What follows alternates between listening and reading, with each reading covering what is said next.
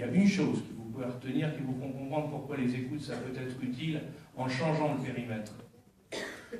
Comme l'a rappelé le président Ciotti, quand on a fait les écoutes de ces gars-là, bon, il y avait la CNIL, avait autorisé pour une certaine durée, et puis au bout de la durée où la CNIL avait fait laisser écouter, bon, on a fait le bilan, ils se téléphonaient jamais. Donc, conclusion, tout va bien, c'était pas la peine de continuer. Et puis qu'est-ce qu'on s'est aperçu après les attentats? C'est que Mme Koulibaly et Mme Kouessi s'étaient téléphonées 500 fois dans les 12 mois précédents. Bon, il est évident qu'on comprend tout de suite que c'est pas ils étaient téléphonés, c'est les gars qui se téléphonaient. Hein, et pourquoi on ne les avait pas écoutés? Parce que la loi française interdit qu'on puisse écouter quiconque qui n'est pas la cible d'une procédure judiciaire. Ou dans le terrorisme, qu'il soit identifié comme terroriste. Alors qu'il est bien évident que dans le monde actuel, eh bien, on doit prendre l'environnement.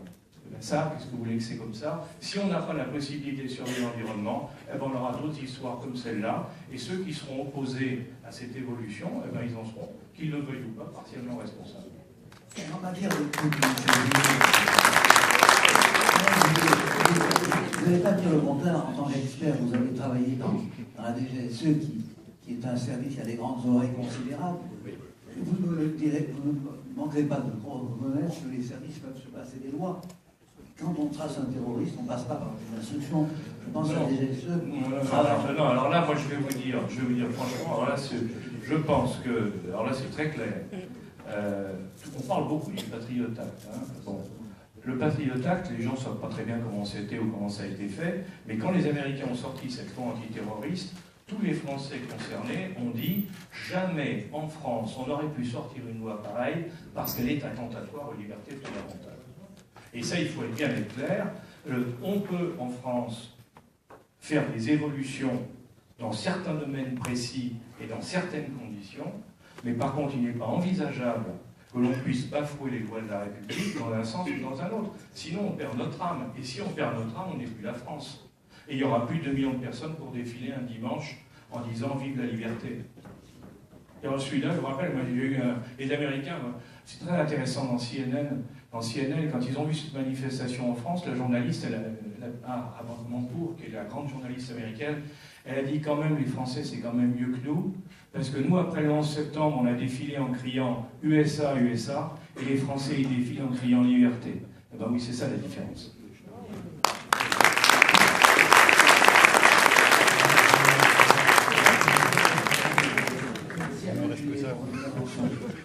Je vais tourner vers Boubacar Belfry, qui est vice-président du Conseil régional des études musulmans. Nous le connaissons depuis de nombreuses années, M. Belfry. Vous êtes un homme qui n'avait pas la langue de bois. C'est pour ça que je souhaite vous parler, vous demander quel est l'état d'esprit de votre communauté d'Alsace-Maritime. Nous avons évoqué ce problème tout à l'heure avec le préfet. Quel est l'état d'esprit des musulmans d'Alsace-Maritime après toute cette suite de tragédies? Parler après M. Alain Juillet me semble difficile. C'est tellement riche et important. Mais néanmoins, je dois dire que je privilégie le prisme local. Et j'ai vécu une aventure avec l'instauration du Conseil français du culte musulman.